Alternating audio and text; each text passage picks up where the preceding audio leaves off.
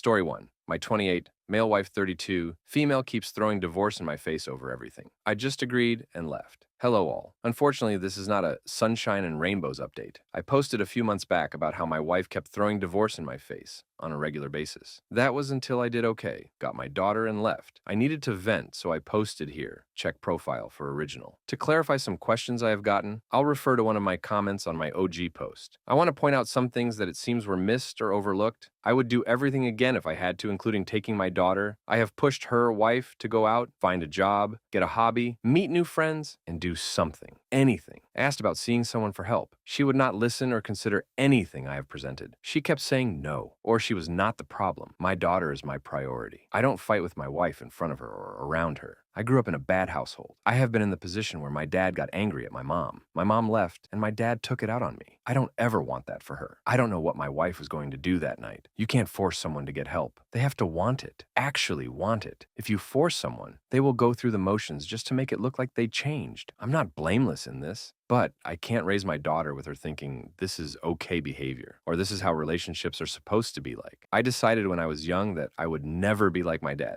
Okay, so after I made my post, I had a bunch to think about. I decided that I had to make sure she knew how serious I was. We sat down, and I flat out told her that I couldn't do this anymore. The fighting and threatening of divorce has to stop. She agreed and said she would not say it. I told her that the next time it was thrown out, it would be the last time. We agreed to go to couples therapy. It was eye-opening. Things were said, feelings were brought up, and outside professional views helped us understand the other better. After a few sessions, I thought we were doing better. She started to apply herself more. She looked and obtained a job, made some friends, and got a hobby. That was until an argument started, because we had plans in regards to our daughter that she overlooked and couldn't cancel the other plans she had made with some new coworkers. At what I considered the end of the argument, she said under her breath, "I knew marrying you was a mistake." I looked at her, and the thing I remember most is how I did not recognize the woman that was standing there. She looked different to my eyes. I didn't know who the woman in front of me was. I asked her to repeat herself. She said, "I should have divorced you years ago." I walked away and took my daughter to the plans alone, just us two. I ended up filing for legal separation. Under the terms we both signed was something along the lines of, while separated, we are still legally married and will not get involved with anyone during this time period. Finances will be separated, but bills will stay as currently split. I would still pay for insurance through work. Other things that were in it were therapy sessions that would continue both as individuals and couples. I would move in with my sister, and we had shared custody of our daughter, 70, me, 30, her. One day, when I had my daughter, I needed my wife to take her. I let her know a week before, and she agreed. The morning of at 7:30, I went to drop her off at the house and noticed an unfamiliar car in the driveway. My first thought was, she must have a girlfriend over. I ring the doorbell, out of respect, but still odd ringing your own doorbell, and wait with my daughter when a shirtless man, about 20, opens the door and asks who I am and what do I want. I asked for my wife, he calls her, and she comes around the corner in a robe, and her fave goes from curious, shocked, horrified, sad. Needless to say, in 3 months' time, when the legal separation ends, I'm filing for a decree of dissolution of marriage. My daughter's safe. She doesn't understand what's going on other than daddy and mommy are not happy with each other. As stated above, she is my priority. I guess I did do the one thing I never wanted to do.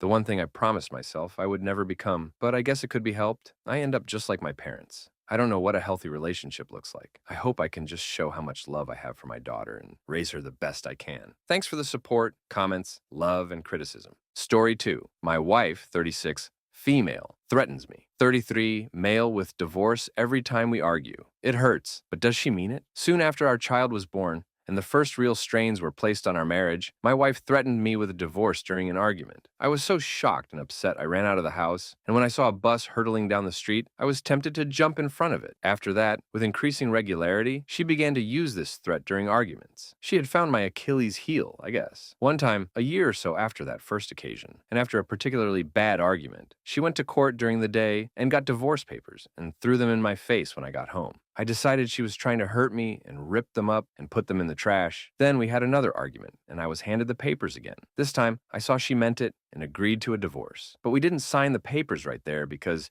it had to be done at court in the country I live in, and there was a lot going on and it could be done later. Meanwhile, I moved to another city by myself and tried to come to terms with my newfound and unwanted singledom. It wasn't easy, I can tell you, but within a few months, I'd met someone new, a sort of confidence booster, I guess. But we were really into each other, and I thought we might have something. I called my wife about signing the papers, and she told me she had changed her mind. I didn't know what to do about that. I told my girlfriend everything, and she was understanding and agreed to wait. Later, my wife came to the city where I had moved moved so that I could spend some time with my child. And guess what happened? Something quite unexpected. There was a heartfelt reconciliation, a real revelation for both of us. The time apart did us good. We saw that we still loved each other. We made promises of every kind. And her main promise was, I will not throw divorce in your face again. I told my girlfriend, who was very upset indeed, but it had to be done. And a few months later, my wife and I were on a second honeymoon. Can you guess where this is going? It didn't take very long. And just tonight, 3 years after that promise, I had an argument with my wife and she threw divorce in my face again. A few final points. I need to emphasize that between these arguments, we are quite good together. We make love regularly and passionately, even after 12 years together. We laugh, we play, we enjoy each other's company. We express our love for each other. We hug and kiss. I also need to emphasize that I have given you the fast-forwarded version, focusing on something my wife does to hurt me. But of course, I am not perfect either. I am quite needy, I guess, a little neurotic sometimes, irritable, sensitive, and so on. But man, it hurts me so bad when she does this. During our arguments, she just seems to cross this line and become so cold and ruthless that she goes for the jugular. I ask her calmly if she is sure, and she answers calmly that she is. In those moments, I sincerely believe she wants a divorce, and perhaps she does. But later, after we put on makeup, she is sweet and loving again. But the question nags at my brain, is she only now pretending to love me? Because I am the sole breadwinner, and she needs my support? But if she wants to divorce me, why didn't she do it when she had the chance? The reconciliation I mentioned was heartfelt and real, and I do not doubt its authenticity for 1 second. You all know the story of the boy who cried wolf? I'm like the villager running up the hill with my pitchfork, only unlike a wolf. I cannot see whether there is a genuine intention behind the cry of divorce. I said above I am sensitive, and I am, and so this stuff really cuts me up. I haven't always succeeded in showing it, but I love this woman like crazy. I want it to work,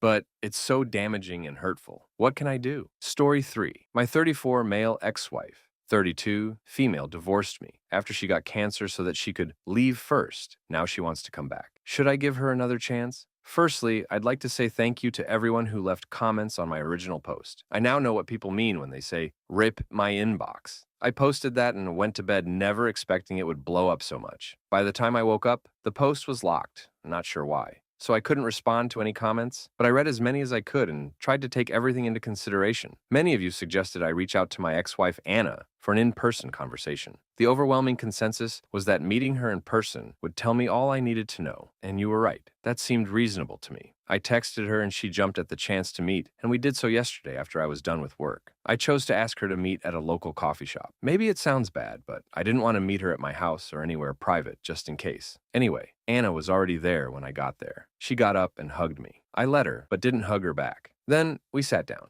I asked her to remain quiet while I talked, and then I told her everything. I'm going to sum it up here because I honestly don't remember everything I said. I think I talked for like 10 minutes solid, while she just sat there and teared up. But I told her things like how much she had devastated me. I told her that I would have stuck with her through thick and thin, no matter what. I told her that I loved her, and that hadn't changed after her diagnosis or treatment plan. I told her that I was broken after she initiated the divorce. I told her how hard it was for me to pull myself back together. A lot of you pointed out that if Anna and I got back together, I should be worried about what she would do the next time she got sick, or if I got sick, and you were right. So I told her that too, and she got mad and interrupted me at that point. She said I was being unfair, that I wasn't taking into consideration her mental health at the time. She said she wasn't thinking straight, but that now she was. I took the chance to ask her if she'd been to therapy. She told me she hadn't, that she had no plans to, and that she didn't need it. I have to admit, that crushed me a little. I asked her why.